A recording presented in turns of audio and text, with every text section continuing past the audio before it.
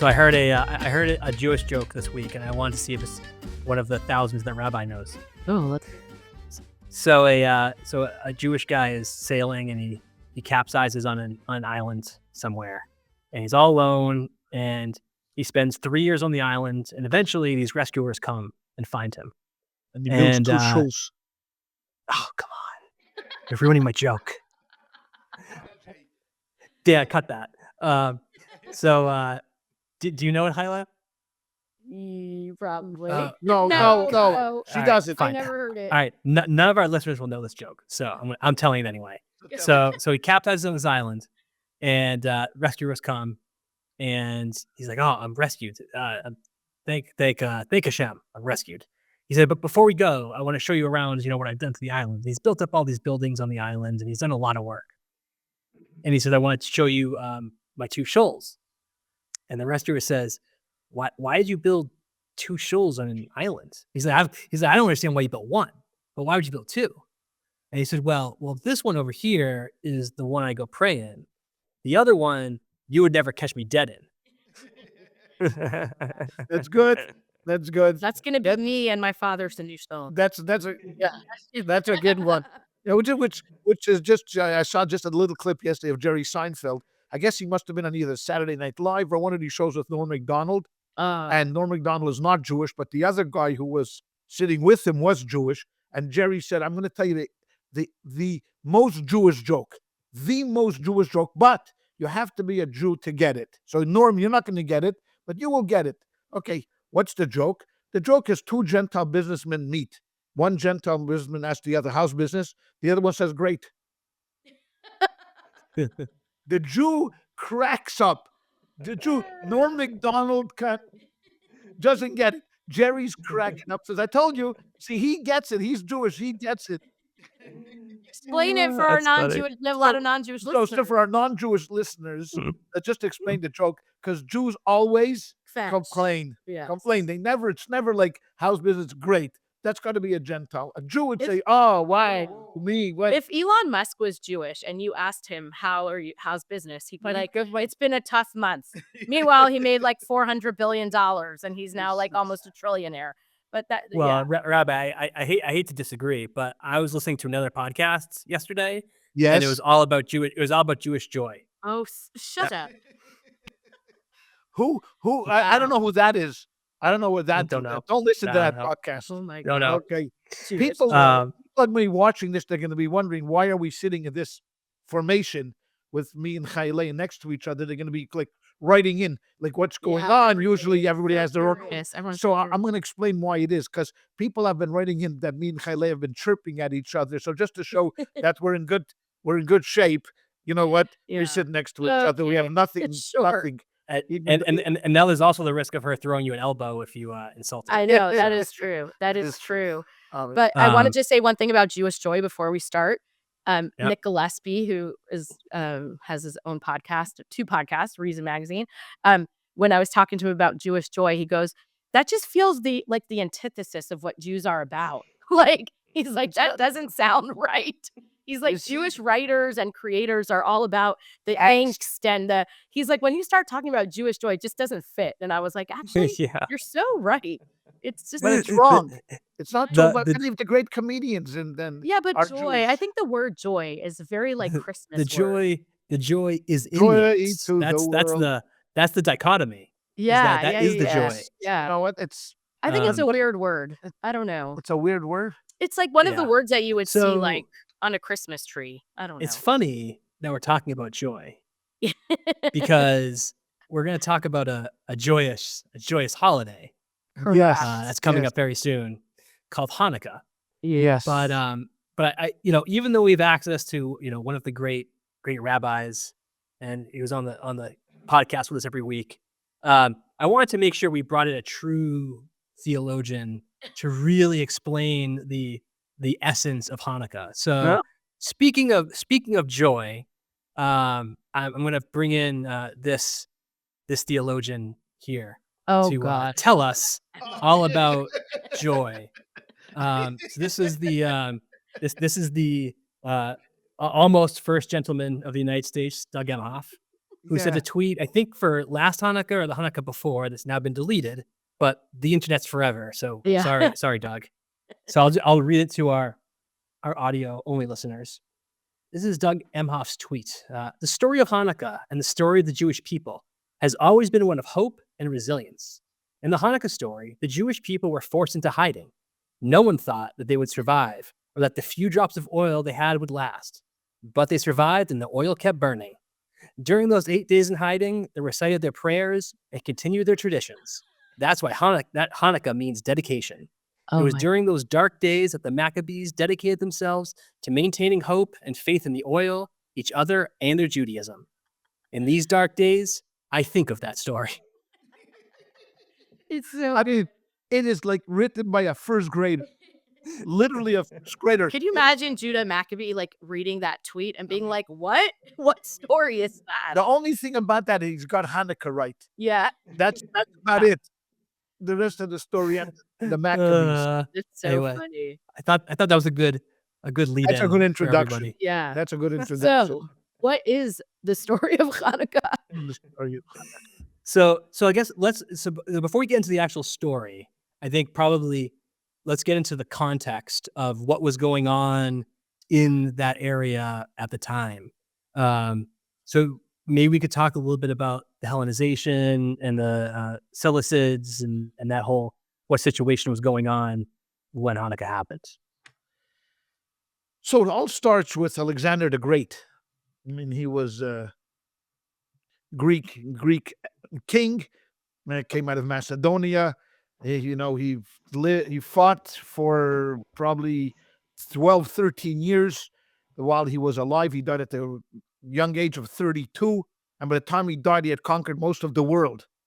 When he died, there was a struggle between his generals, who's going to succeed him and what's going to succeed. So it basically broke into two pieces. One of the parts that Alexander had conquered was Judea. It ended up with initially ended up with the more, I would say, the Western kingdom under the Egyptian rulers. But eventually, and I think we would pronounce it as the Seleucids. The Seleucids. Okay. I've only ever seen it written. I've never heard it spoken before, so I wasn't trying to pronounce the Seleucids. So they were part of the Greek Syrian part of the empire, and eventually they took over now. So they're ruling Judea, and these kings and emperors of this dynasty were very Hellenized. What does the word Hellenization mean? It means that they were very, very committed to Greek culture and teaching and theology. And not only were they interested in practicing themselves, but they were very much in spreading this word out. And for a big part, they succeeded. I mean, even here in the United States of America, much of what we have, goes back to the times of Aristotle and who was Alexander's teacher. Go back to Aristotle and Plato and Socrates. But they were zealots, in doing this. Ultimately, it came to the point where there was a king, Antiochus IV, and he was really, really wanting to enact this kind of, of secularization, and implementing this Hellenization throughout Judea. And it became a problem because the country was split, and there were some Jews that loved it. Now, what was some of the things that they introduced? Like one of them was gymnasium, like, studying, Greek philosophy and going to Greek schools. A lot of it was worship of the body. The Greeks were very much into that, fighting and running and Olympics and all of these things. So, and certainly not studying the Torah, not following God's ways. So this became a problem because the community was now split. Some Jews were Hellenized. Other Jews were not Hellenized, and they were not interested. They were traditionalists, and they hated the fact that this was happening, and it became a problem. And the more that they resisted, the more the authorities clamped down on them, where now it wasn't only, hey, we encourage you to do this.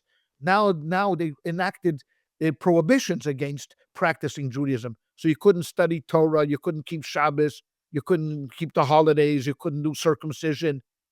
So finally, eventually, when things start to boil over, things boil over a lot, and a small band of these traditionalists, which called themselves the Maccabees, got together and said, enough is enough. I mean, we're not going to live under this kind of tyranny.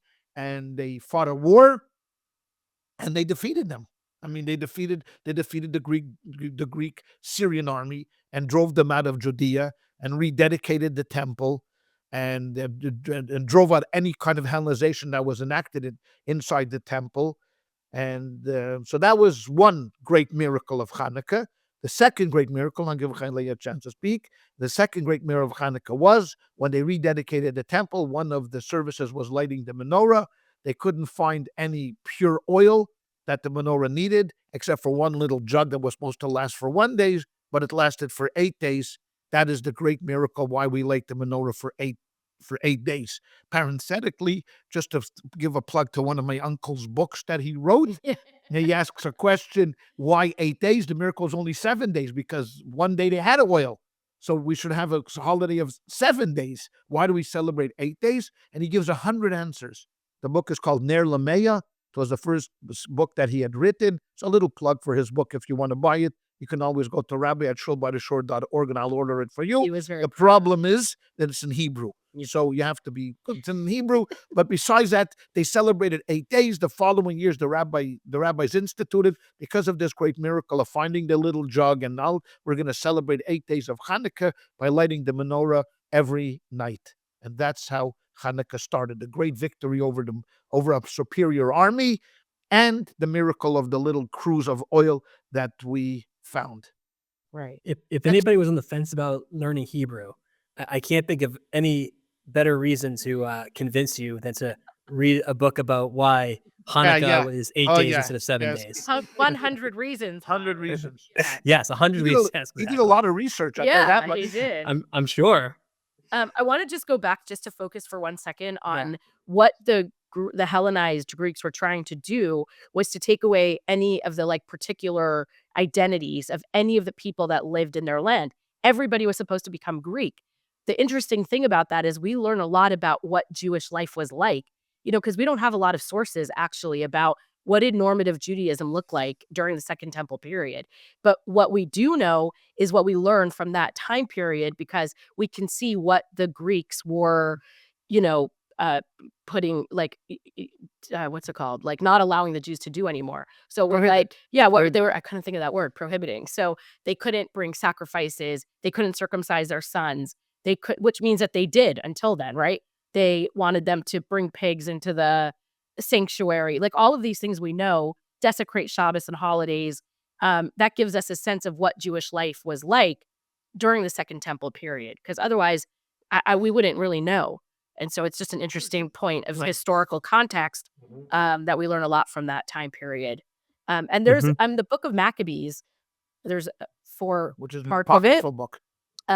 But we get a lot of information from those books. They're not part of the Hebrew Bible. Not canonized. They're not canonized in the Hebrew Bible, but they're part of the Apocrypha. And it goes through the whole story of what happens in the war. And it's very, very interesting if people want to read it. I mean, it's So one question on that really quickly, Rabbi, on as a little bit of an aside.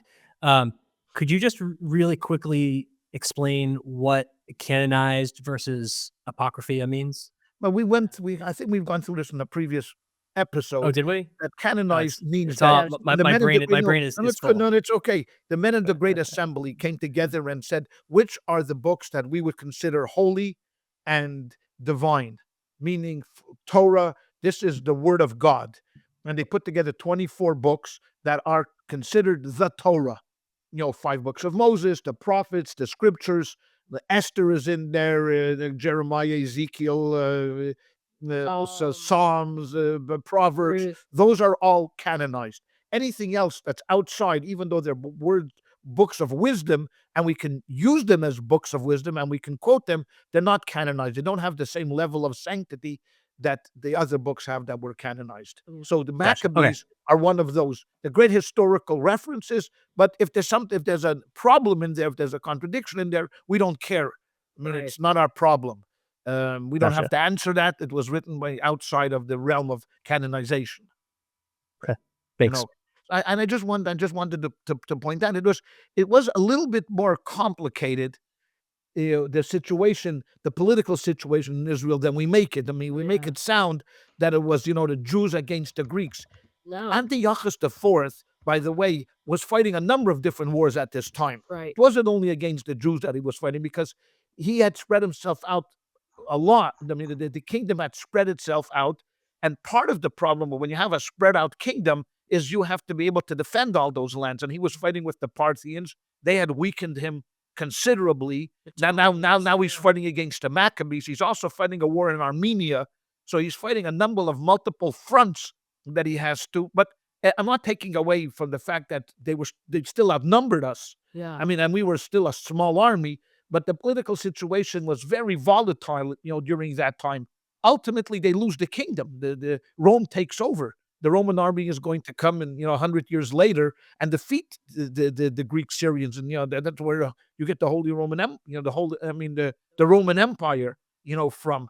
But nonetheless, it was still a small band of Hasmoneans. They came from this one family of Kohanim, from the priestly family, led by Judah HaMaccabee. I mean, he's probably the most famous fighter, we have in history, of the Jewish people. He represents, everything courageous and, and noble, and he led the charge against the Greek Syrians, and they were victorious. Well, and I know his father, wasn't his his father the high priest? father was the high priest. And he had 5 sons. I can sing this all. No, But tell the story. Mattisyahu, his name was Matthias. He had 5 sons, and Judah was one of them. And they were all great warriors.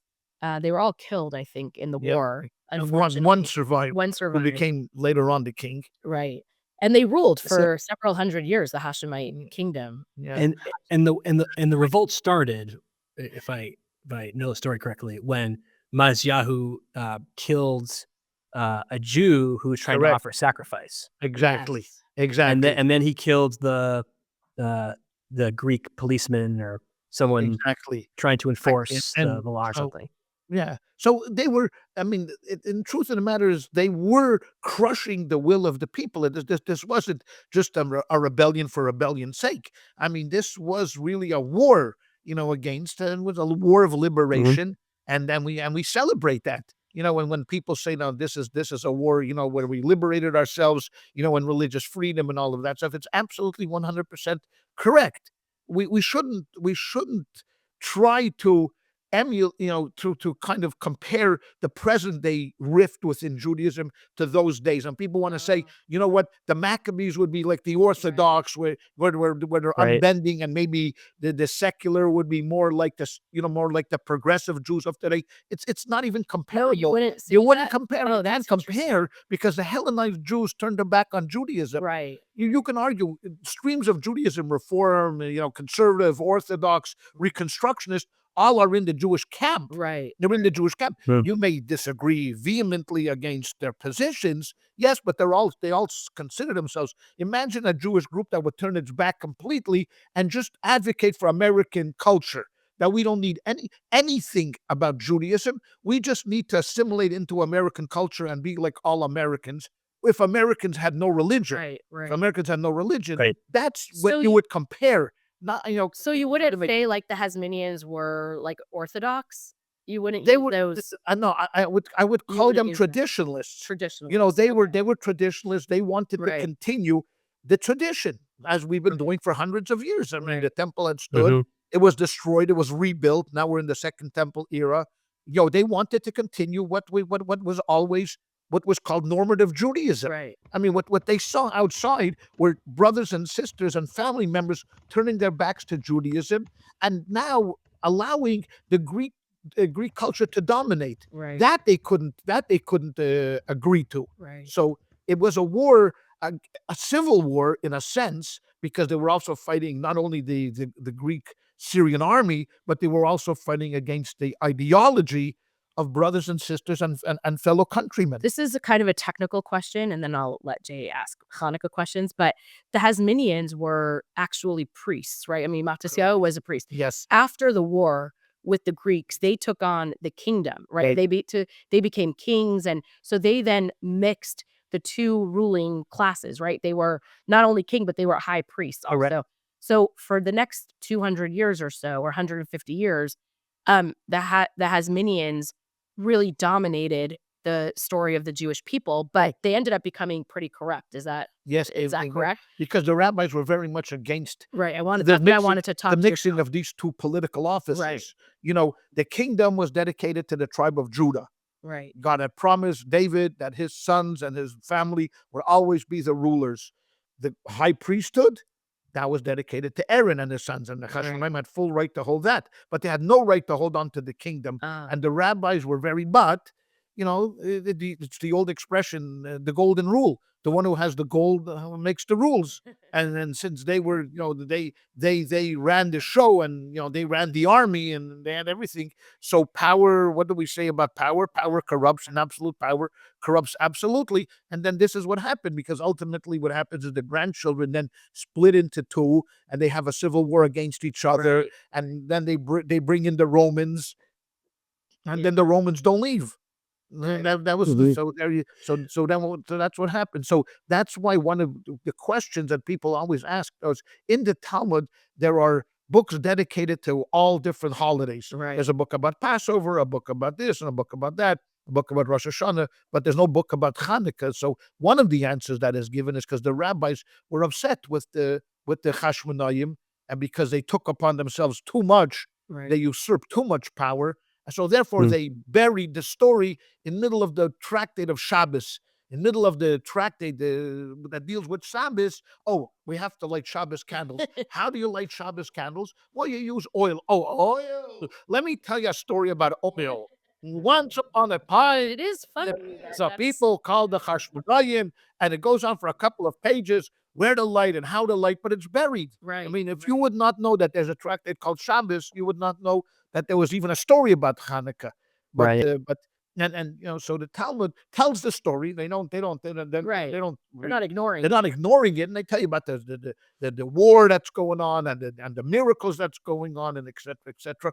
And if you want to go even further, even take it one step further, if you modern, for example, the Rebbe would argue that the Greeks themselves were not out to destroy the Jews. This was not a Nazi campaign. This is not Hitler that's out there to destroy the Jews.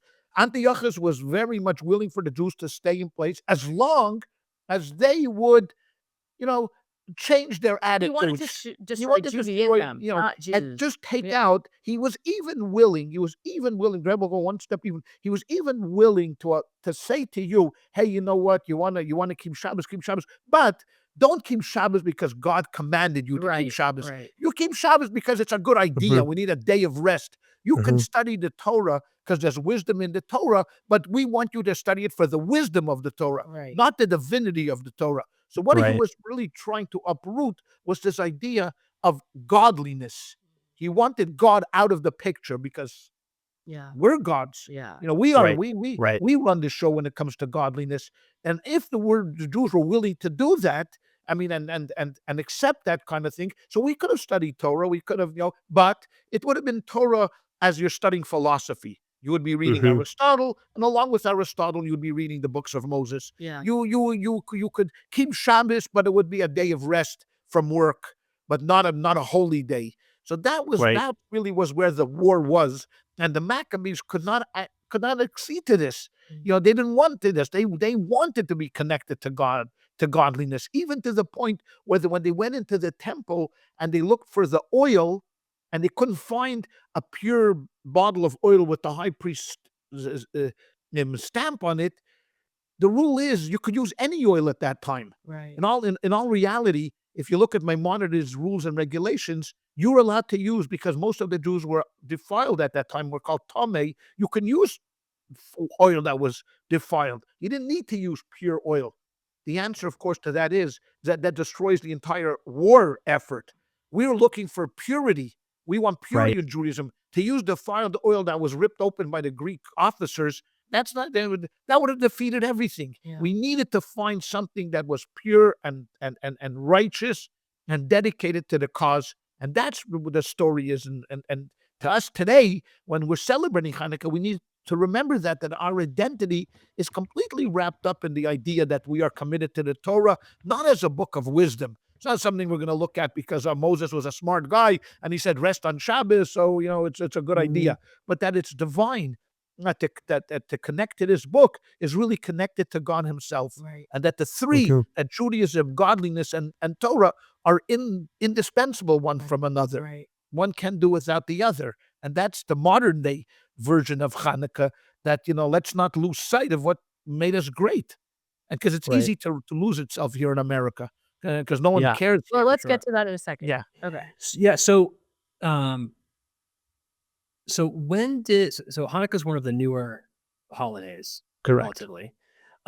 When did it start being formally recognized as a holiday by Jews?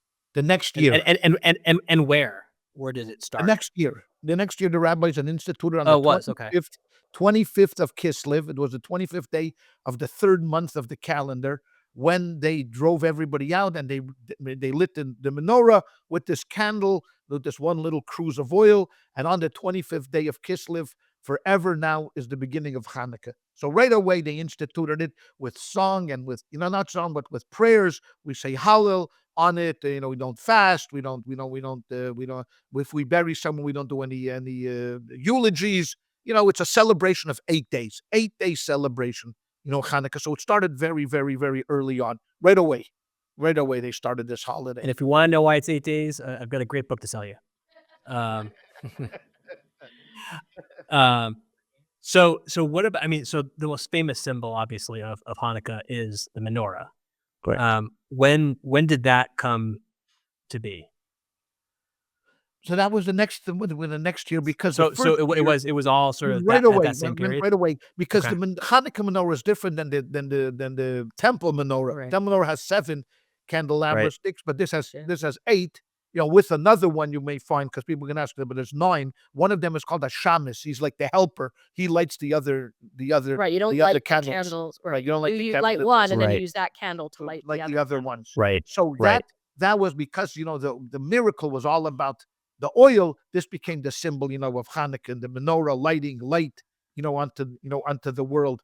And again, it's that one open miracle. The war, you can say, yes, was a miracle, a small band, but we've had that in history before. The United States versus the British Army. Right. You would say it's not a miracle. A small band of warriors here in 1776 rose up to drive out the great British Empire. You have revolutions throughout history where small bands can beat a larger army. That case, so that was a miracle. But the menorah was an open miracle. It lasted 8. It kept burning and burning and burning and burning. Yeah. And then until they had time to run out and get new oil and make new oil 7 days later, and then they instituted the regular service of lighting the menorah. You mentioned the shamash. So what's the significance of the shamash, or why is the menorah just lit like other candelabras? The rabbis, because the menorah is a physical light, not spiritual light, they wanted to give it some sort of significance beyond just a regular Shabbos candle light. Yeah. So they prohibited using that light for anything. So you can't use, for example, the light of the menorah to read. Right. Can't do that. Which doesn't really make sense to us now, but imagine in the olden days when you didn't have light or electricity, it would have been very convenient to use the menorah to read, but you weren't allowed to. So since you can't use... I'm glad I can contribute something to this conversation. Go ahead. Continue. No, I'm Continue. And since you can't use the lights to light each other, because then you're using one for the other, that's where we have what we call the helper, called the shamus. And he does all of the lighting for all of the other candles. Right. And in the olden days, it would be oil. Today, we try to use oil. But if you have candles, you use the shamus to light all the other candles, because you're prohibited from having any kind of... not only enjoyment, but any use from the other candles. It's just funny. Like growing up, it's interesting because obviously I grew up very Orthodox, and in our community, you did? Yeah, I know, shocking. Shocking. No, we use olive oil for the menorah, and only kids would use candles. And it wasn't really till I was older that I realized that that's not normal in many homes. In most homes, people use candles, but if you can, it's really beautiful to use oil. I highly recommend it. Again, this is that this would become, if you wanted to do a study on why this is historically we had no money for oil. Right. Oil was expensive. Who burned oil? Right. No one burns oil. But now in the Right. United States of America, Yeah. we burn plenty of oil. So But it's just to talk about capitalism for a second, when I was a kid, my father had little glass holders for his menorah, and we would literally buy extra virgin olive oil. He would pour it in from the big bottle. He would take Mhm. cotton, and we would twist the cotton to make a wick and put it in, and that's how we lit the menorah. Today, you buy a kit with a glass that's filled with kind of congealed oil that has a wick in it. You don't have to do anything. You plop it in and you light it. So even that, there's always a progression of like Of course. capitalism getting course. involved in our ritual and tradition. absolutely. Yeah, I liked it better when we made our own wicks. I know. They didn't Yeah, last. sure. It was crazy. It would fall. I remember he'd get so frustrated. It would fall in, and then they got to do another one. And we use beeswax. Why do we use beeswax candles? Because they're the We best only use burning one. beeswax. The Oh, best burning ones. for the So shamish, y- you use the beeswax candle. Anyway, you say you prefer that, but I'm sure while you were going through all the annoyance, I you know. must have thought, why can't someone just do this for me? I know. I know. And then here we are. Here we are. One of my best memories, and then I'll let you ask a question, but one of my I mean, Hanukkah was always a very warm memory, obviously, but we used to call my grandmother because after my grandfather passed away, she lived alone. So we would call her every night when we were lighting the menorah. And my father would have her on the phone because she lived in Montreal. So he would do the blessings and the kids. And inevitably, someone was crying or fighting or kicking. And you would scream, Buddy's on the phone, stop it. And we would be fighting. It was just, that's like a very like vivid That would go memory. down as a promoted Mhm. tradition in the 200 Yeah, years. exactly. What's going to happen is they're going to be fighting over because they're Exactly. going to listen to this podcast and they're going to say, our grandparents said we should fight during the lighting of the menorah. So it's going to become part and parcel of the tradition. So, Exactly. small kids, why aren't you fighting? You should be fighting Yes. during the lighting of the menorah. It's a mitzvah to fight. Yeah. That's funny. Exactly. So these are how traditions start. That's I think right. how That's traditions right. start. Yeah, for sure, for sure. Fighting during the Um, wedding of the menorah. the best traditions are always started organically. Yeah, Totally. exactly. Totally. You know, Exactly. um, Just like the sufganiyot. Yeah, donuts. Yeah, like I donuts. know. Some guy must have had like an abundance of wheat. What am I going to do with all of this flour? Yeah. Oh, you know what? I'll put some oil on it and I'll fry it in oil. And there's the connection. Yeah. There you go. It's a Hanukkah I treat. always And we it's got fu- my fatter. my father-in-law is a big mushroomer. So Oh, we'll go out and we'll go to the woods and mushroom at the really? appropriate Really? time of the year. How do you Yeah. know You what's do that? edible? Yeah. Yeah. Well, How do you? this is what I'm getting to. So it's very region specific. So different. You have to know your region and know what's what. I go with him because he knows. Wow. But Okay, good. we always have this discussion around like at some point people didn't know. They were Right. just eating these things out of the ground, and some of them lived and some of them died painful deaths. Oh my God. So you figure True. it out. Funny. But so are there cultural differences in how either different types of Jews celebrate Hanukkah, or regionally are there differences in the celebration, or is there any uniqueness in how different groups celebrate this holiday? So the basic laws, I would say the answer is yes, like everything else, of course. Yeah. But the basic laws are pretty simple. I mean, this is not Yom Kippur and it's Right. not Sukkot or Pesach that gets very involved and and there's a lot of Right. different minutia and the details. Here it's pretty simple. You have a menorah.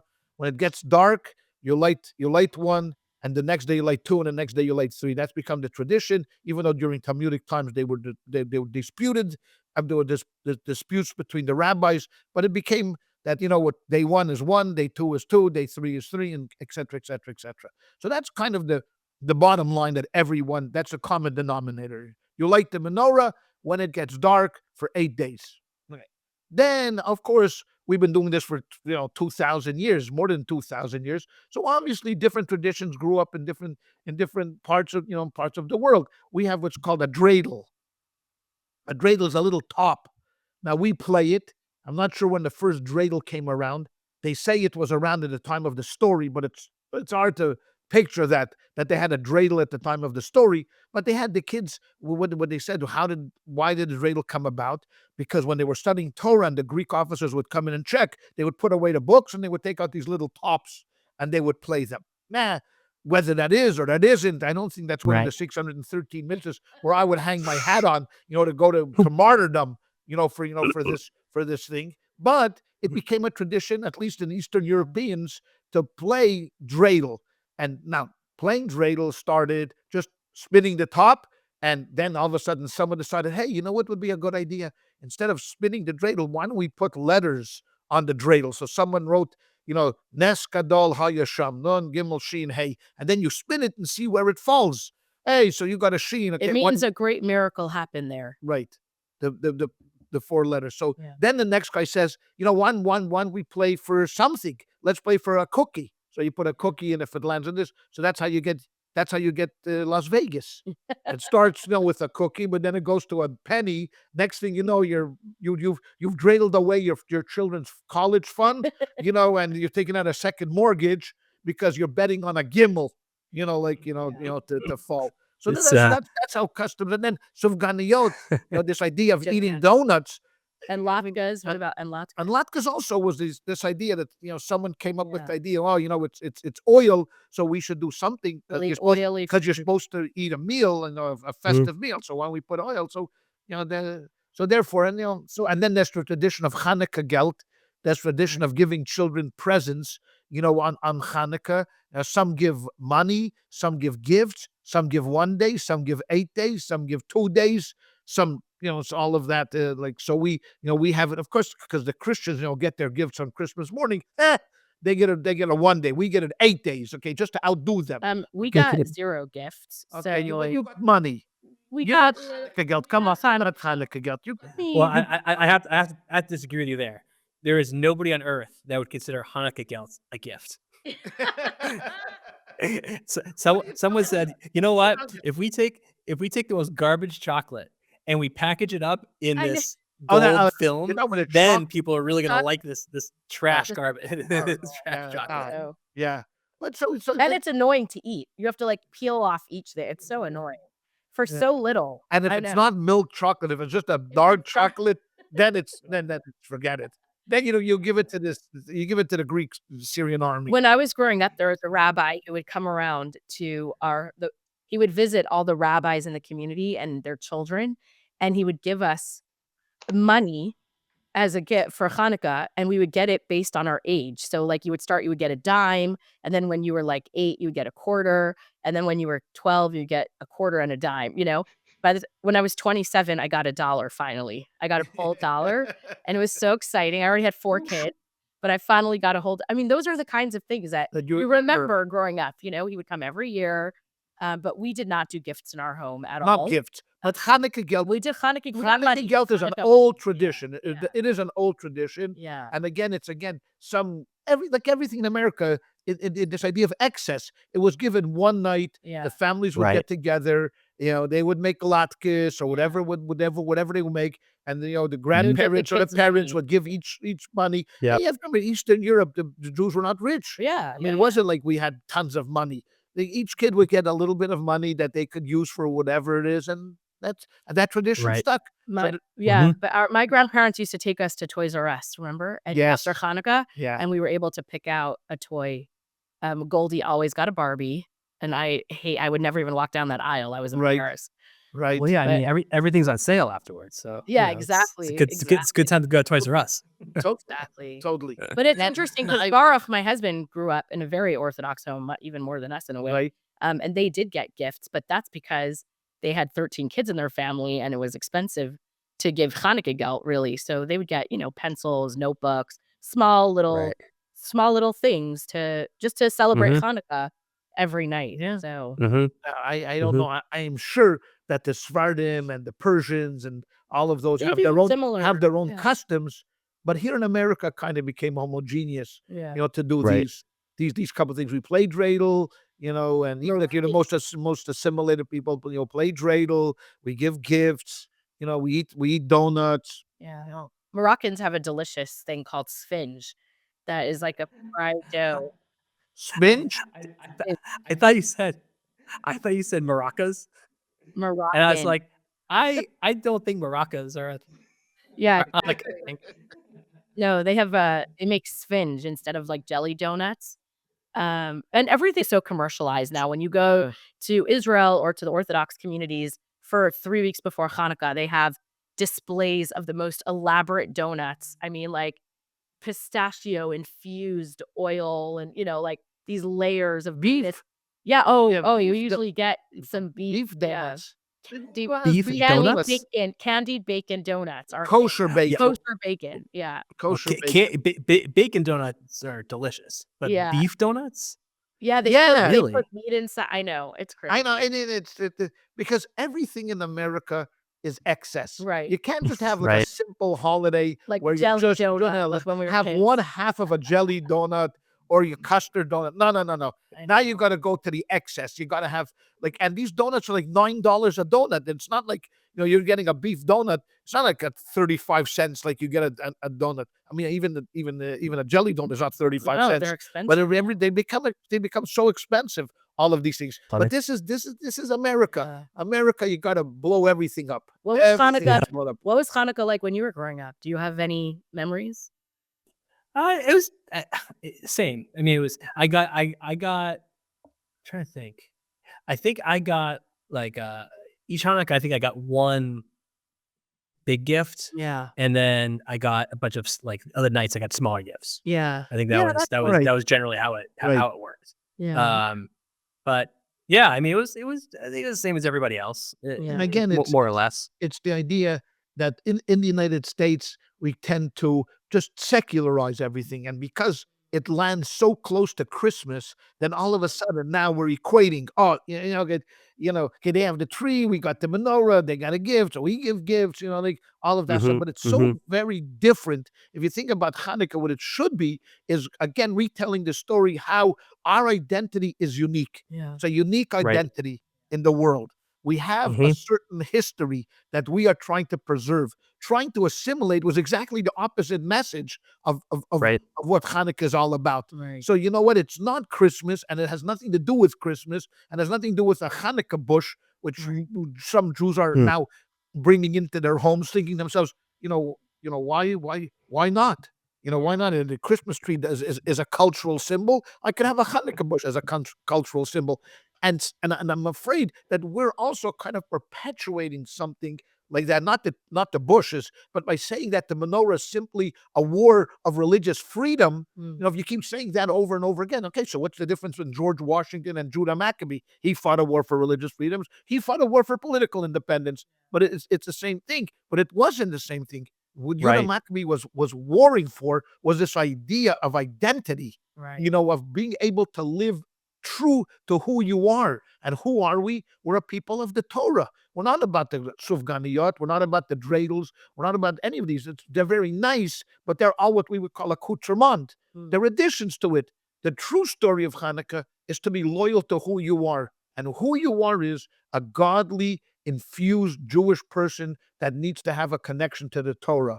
That is what we are. That is what we're celebrating. And when the menorah is lit, that's the light the story of the light is telling us that we have a unique destiny. And that unique destiny can only be accomplished by understanding that we have a unique position in history as Jews. And by running away from this identity is missing the whole story of Hanukkah. Being like everybody else singing Kumbaya and getting it is very nice. And it's great to be here in America, but that's missing the point of Hanukkah. You got to be loyal to who you are. And I say this not only to Jews, but every community that has a tradition. Stick by it. Right. No, it's true. I have a very weird relationship with the idea of the blending of Christmas and Hanukkah. It's very uncomfortable for me. I understand why people do it, and especially today where we have a lot of intermarried families, interfaith families, it makes sense. We're celebrating these two big holidays at the same time. But I just, for me, it just takes away from the, specialness of what Hanukkah is. Like you said, I don't want it to be substitute Christmas for Jews, because that's not, it really isn't that. This year especially. Yeah, this year especially because of the timing. Yeah. how it's the same week. Like, first when it's Hanukkah. 3 weeks before, it's easier to separate out Hanukkah from Christmas, but it's hard now. And I get it. This isn't a judgment call. I mean, every family has to do what works for them. But if you can, to try and separate them, they're not the same. And And there's a number of Christians that I see that also advocate for the same idea, that Christmas is not a cultural holiday. That Christmas has some significance within Christianity. Remember the reason for the season is their motto. That it's just not, we put a tree, we give gifts, we this, we have a lot of fun, buy a car, no. There is a reason for this. And of course, they'll take it their way, to get closer to the church, etc., etc., etc. But the same thing that way, we need to work towards Judaism in the same way. I mean, I love the United States of America because it affords us this ability to do that. But because we have the ability comes with challenges, and we're not always up to the challenge. So I hope that, Hanukkah this year, people will be thinking more in the idea of who we are and what it really means to light the menorah and to be Jewish, in this sphere of where we live with tolerance. We love everybody and everybody is great. And, we want to be good neighbors and, we're good citizens. But at the very same time, we're not going to be a good citizen at the expense of being a good Jew. And that's what Hanukkah is. I'll say one last thing about this. The Rebbe was so insightful about everything, but the Rebbe was the one who started the campaign to have public menorah lightings. And a lot of people in the Jewish community were so against it. Then we went to court and they fought, they sued Chabad. And it's been a long journey. And I think I could say with pride that the Rebbe has been vindicated because everybody in the Jewish world now celebrates Hanukkah openly. And, the White House had their Hanukkah party a few nights ago, and the White House has a menorah on their lawn, and almost all city halls. And the idea was that the Rebbe was trying to make a point that we are Jewish in the public space just as much as we are in our private homes. And we shouldn't be shy about it, and we shouldn't be embarrassed. And even though it's a season of other holidays, we should stand up for who we are, and we should publicize the miracles of Hanukkah, publicize the story of Hanukkah, because a lot of people don't know and don't understand it. And when they see a menorah lighting in the mall or on a corner of, the busy street, it awakens something in people that they think, oh, wait a second, I'm a Jew, right? Or, I should be lighting a menorah in my home, or I should be doing something like that. And the Rebbe was so right about it. And now everybody is on board with it. For years, they criticized Chabad. They said, oh, why do you have to put it in people's faces? It's not the place for it. Do it in your home. And I just feel like I wanted to mention that because I think it's very important to remember that we should be proud of who we are in public spaces as much as in private spaces. So is that why people tried to sue to stop it? Because they didn't think it should be a public display? Of church and state. Yeah, they've claimed that. How could you have so it was on those terms. Yeah. But we went to the Supreme Court. Yeah, Supreme Court ruled in favor of the menorah. But people also were uncomfortable. Yeah. I mean, why? Why do you have to put it out there and stick it in everybody's face? Yeah.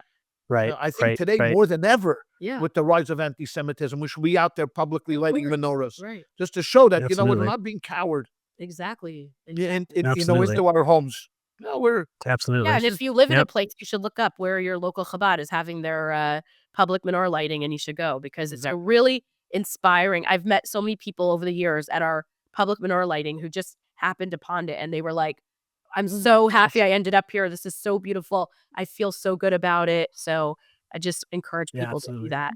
Yeah, for sure. Yeah, we'll put a link to where you can find your local Chabad house. Perfect. That's great. Show notes. Right. Wow. So, any other questions?